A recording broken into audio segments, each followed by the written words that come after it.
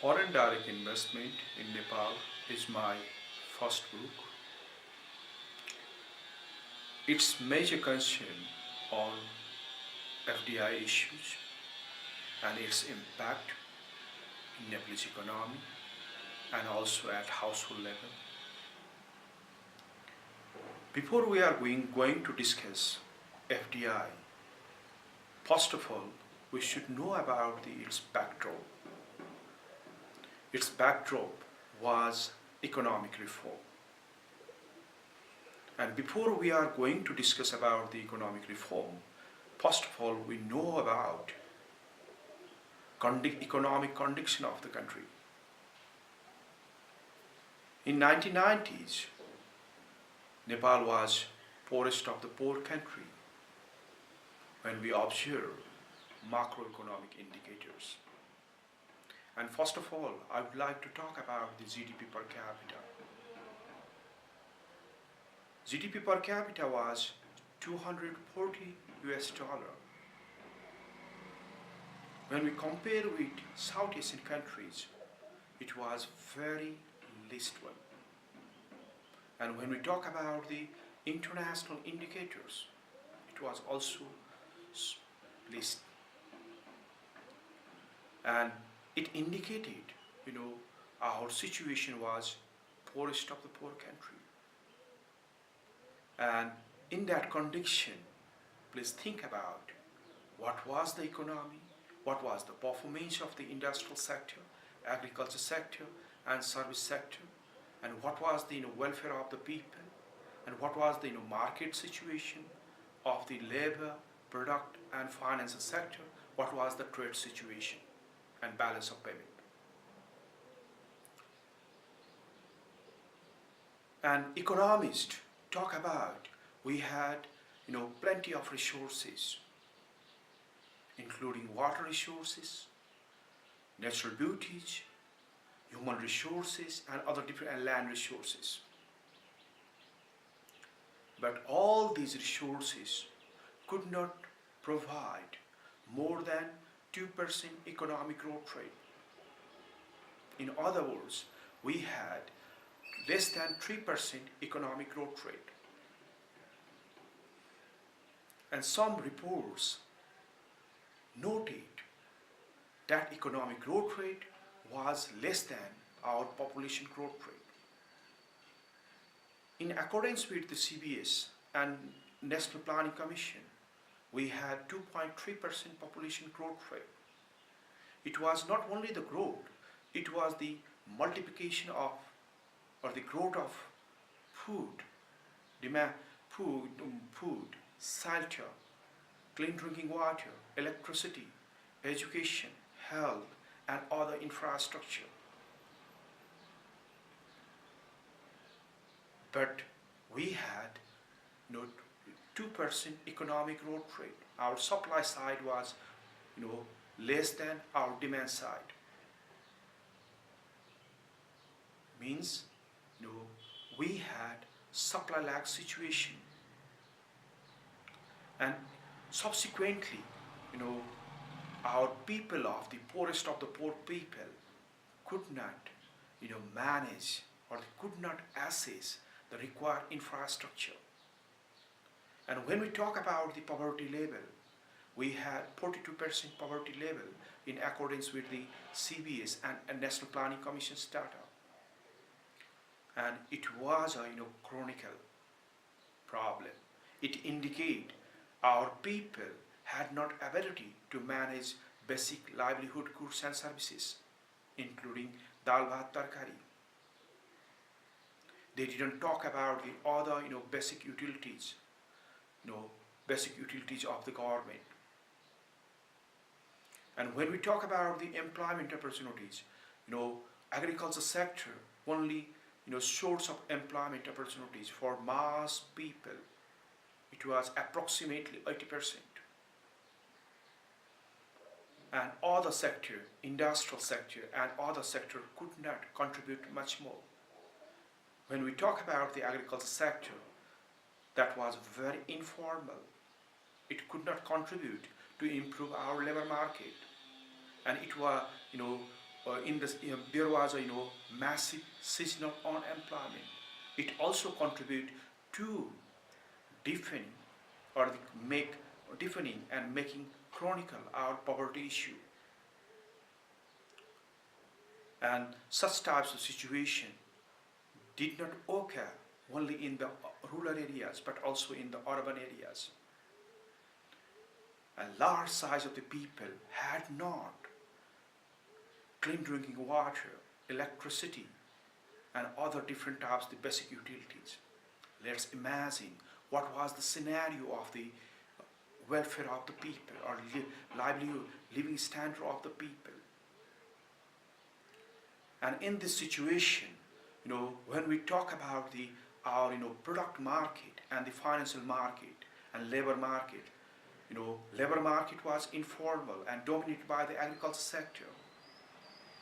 And when we talk about the product market, it was import based. At some extent, agriculture sector imposed or the replaced import goods and services. But it was also very simple market, no competition, and also the certain monopolistic or the monopoly control market. And financial sector was also state-owned enterprises control.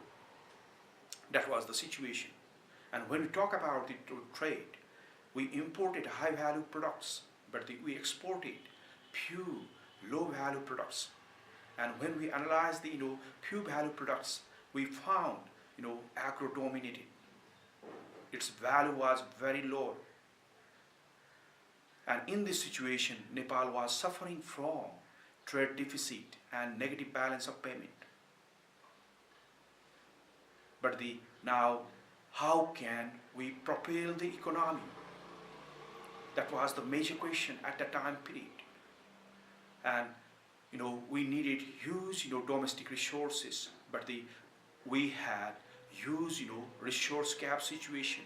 Means Nepal could not able to finance industrial development, agriculture sector development, and other development. And that was the stagnant situation.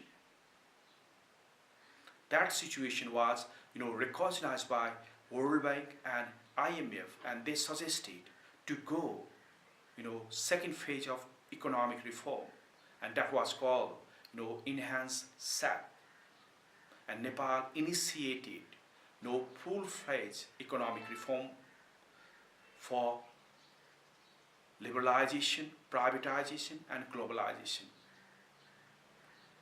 When we talk about the privatization, Nepal selected 46 state-owned enterprises, and they sold these state enterprises for private sector, but they didn't care about its sustainability.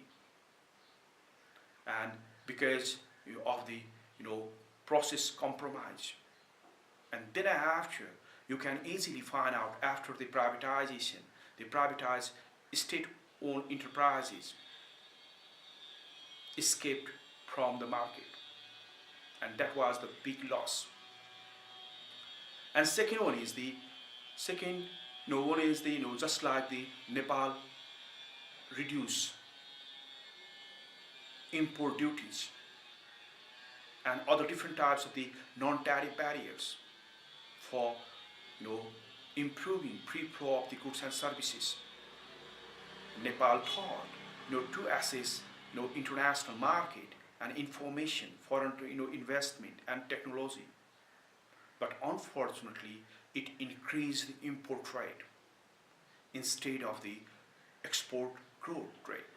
And again, Nepal suffered negative balance of payment. That was the scenario. And despite informal labor market,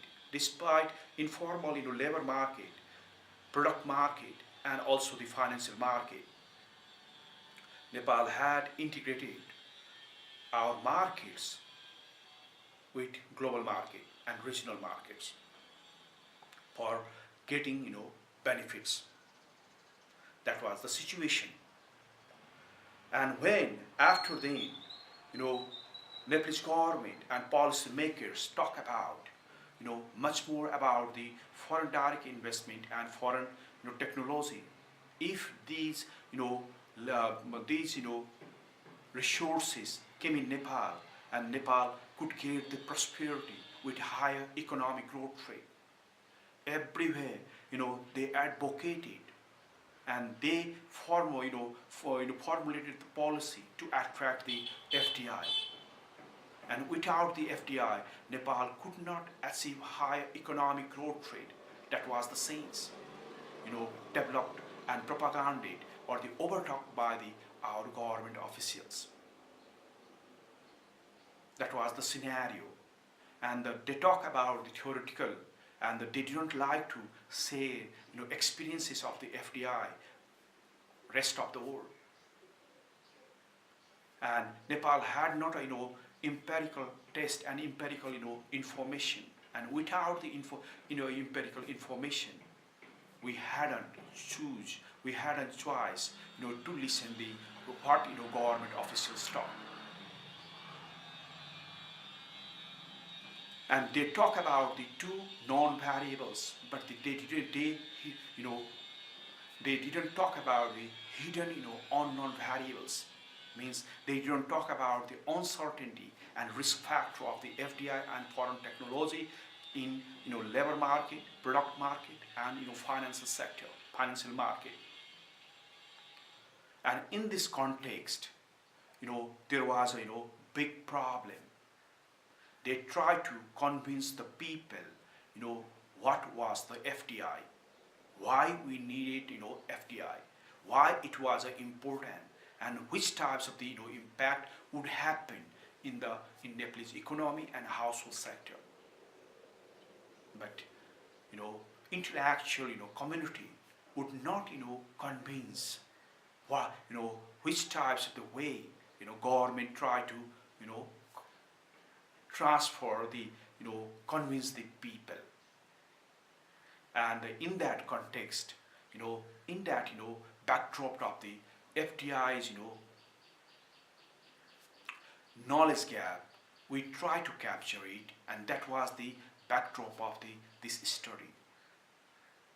And we had limited resources and time, and in that condition we could not do many things, and we we did, purposively, exploratively, research to to understand about, reality of the FDI, and we selected, 4 case studies in to study in depth, try to, explore many dimensions, many issues about FDI. And when we started, and there are many economists or the many people had commented, it was not a time to assess the FDI because the FDI had only 15 years history in Nepal. But still, that was the discouraging to us. But we could not stop our work, and we could start our research. Although we hadn't favorable situation, and we found surprises and surprises about the FDI, and we found least FDI inflow size of FDI in Nepal over 15 years. That was less than 0.5%. 0.5%. And when we observe South Asian context and the other context, we could not find Nepal was a considered as a good destination of the multinational company and FDI. Although our government had lubricated multinational companies and FDI in Nepal. When we observe its size and our effort, we could find out the somewhere we were failure. Our policy was a failure to attract the FDI. And how much we imported, how much we spent money to attract the FDI, so much we couldn't. And that was the failure.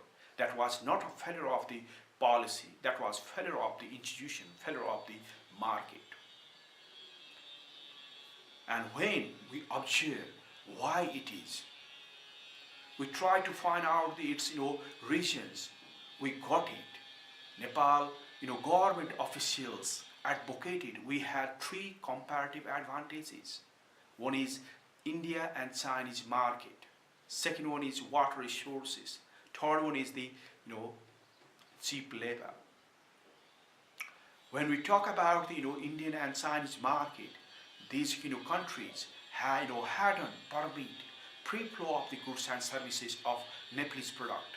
And in that context, how could multinational company consider as a comparative advantage? And second one is when we talk about the water resources, yes, Nepal is richest country for water resources. But unfortunately, each and every rivers were eyed by the India, and India had a big interest on water resources, and Nepal could not do. And India tried to monopolize it. And third one is the cheap labor. Cheap labor, yes, we had an unlimited cheap labor, but all cheap labor were political character. They love to join union. They love no work.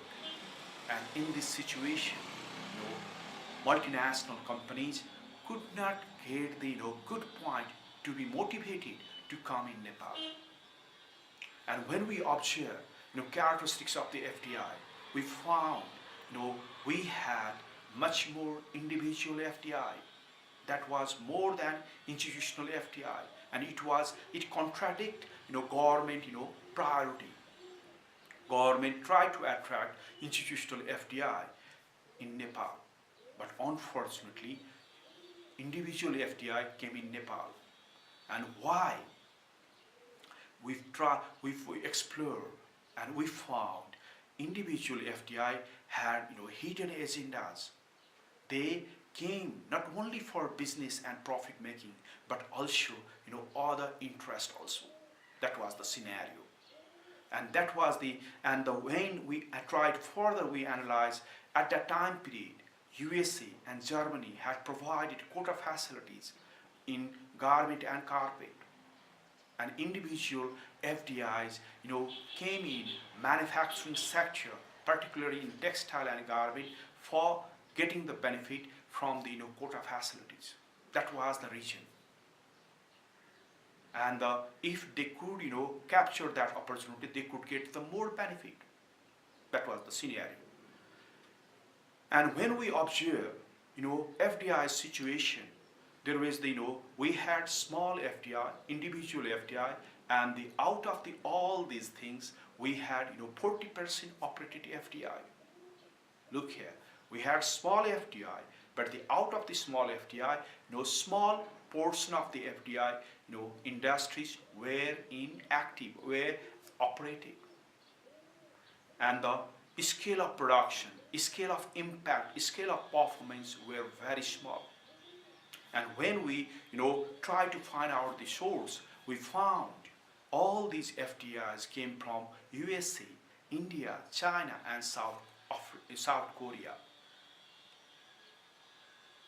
Means Chinese